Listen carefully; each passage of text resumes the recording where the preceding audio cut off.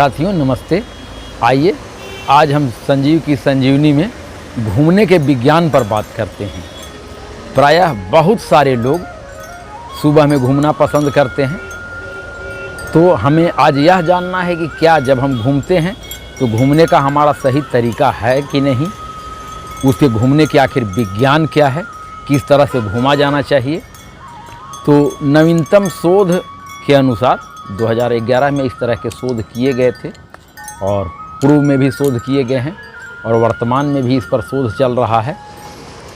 तो इंग्लैंड और अमेरिका वासियों के लिए, जहाँ के लोगों की लंबाई अधिक होती है, तो उनके लिए कदम, जैसे कदम हम इस प्रकार से चलते हैं 1 2 3 4 5, मतलब बायां पैर आगे बढ़ा एक कदम, दायां पैर बढ़ा दूसरा कदम, पुनः इस तरीके से कदम की गिनती होती है।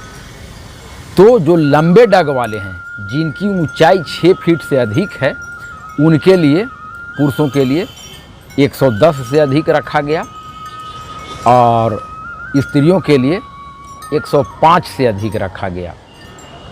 यह संदर्भ इंग्लैंड और अमेरिका अथवा किसी भी देश के 6 फीट से लंबे लोगों के लिए रखी गई। लेकिन भारतीय संदर्भ में जब हम बात करते हैं तो यहाँ के स्त्रियों और पुरुषों की लंबाई उतनी अधिक होती नहीं।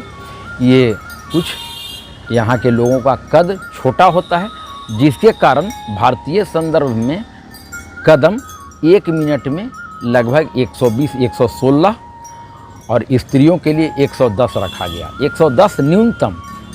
कोई भी स्त्री यदि टहलती हो सुबह में तो उसके कदम टाइमर सेट कर करके 1 मिनट में 60 सेकंड में कम से कम 110 पढ़ने चाहिए। 110 से अधिक पढ़े और 130 से कम स्त्रियों के लिए, और पुरुषों के लिए यह सीमा 116 से आरंभ हो करके 140 तक जाती है। 130 के बाद स्त्रियों की जो गति होगी तो वह जॉगिंग में परिवर्तित हो जाएगी और पुरुषों की भी गति 140 के बाद जॉगिंग में परिवर्तित हो जाएगी। तो पुरुषों की गति 116 से आरंभ होकर करके 135, 36, 37 इस तरीके तक कोई लोग चल पाते हैं। आप भी टाइमर लगा करके सेट करें और चल करके आप महसूस करें। मित्रों, आखिर चलने की क्रिया पर इस तरह की बात क्यों की गई? तो सबसे बड़ी बात है कि यदि हम 1 घंटे में 1 मिनट में 120 कदम चलते हैं तो लगभग हमारे कदम 5000 से पार करके 7200 तक हमारे कदम हो जाते हैं चलने में 1 घंटे में। और 7200 कदम आपके फेफड़े के लिए, हृदय के लिए पर्याप्त व्यायाम दे देता है। 130 कदम से आगे आरंभ होकर करके स्त्रियों के कदम जैसे ही बढ़ते हैं तो वह दौड़ की जॉगिंग की गति होती है और 150 कदम स्त्रियां जब पार करने लगती हैं तो वह दौड़ने की गति आ जाती है। पुरुषों के संदर्भ में 140 से 160 की सीमा रखी गई है और 160 की सीमा जैसे ही पुरुष पार करने लगता है 1 मिनट में तो वह दौड़ने की गति में आ जाती है। तो दौड़ और चलने का गुणागणित यह है। आखिर हमें घर से निकल करके चलना चाहिए तो कैसे चलना चाहिए, कितनी देर चलनी चाहिए?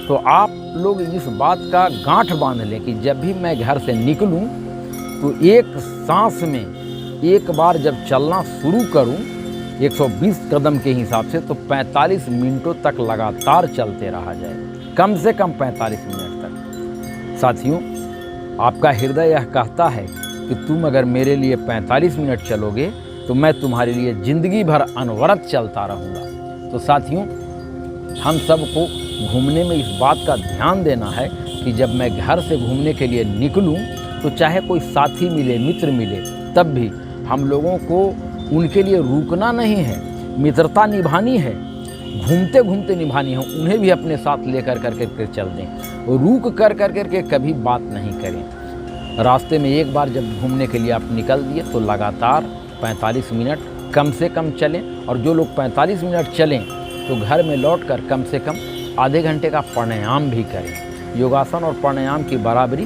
कभी भी चलना नहीं कर सकता है। इस पर हम लोग तुलनात्मक अध्ययन बाद के वीडियो में करेंगे साथियों। आखिर लगातार चलने की बात क्यों की जाती है?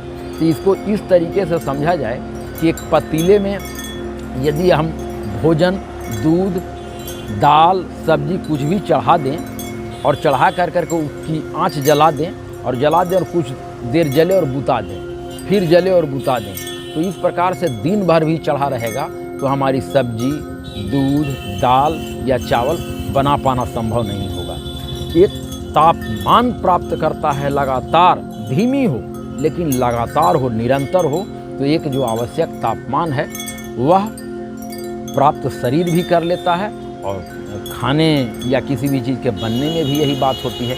तो हमारे शरीर को पर्याप्त ऊष्मा या पर्याप्त ऑक्सीजन का लेना और छोड़ना एक समय के बाद आरंभ होता है और उसकी प्रतिक्रिया अपने चरम पर एक निश्चित समय जब अंतराल तक हम लोग लगातार चलते हैं तब पहुंचती है और उसका फ़ायदा आपके शरीर के वाइटल ऑर्गन्स जो हमारे महत्वपूर्ण अंग हैं, बहुत महत्वपूर्ण अंग जैसे लीवर, किडनी, पैंक्रियाज, आमाशय, छोटी आंत, बड़ी आंत, इन सबों को 12 वाइटल ऑर्गन्स हैं हमारे शरीर में, 12 चैनल के नाम से भी उसको जाना जाता है।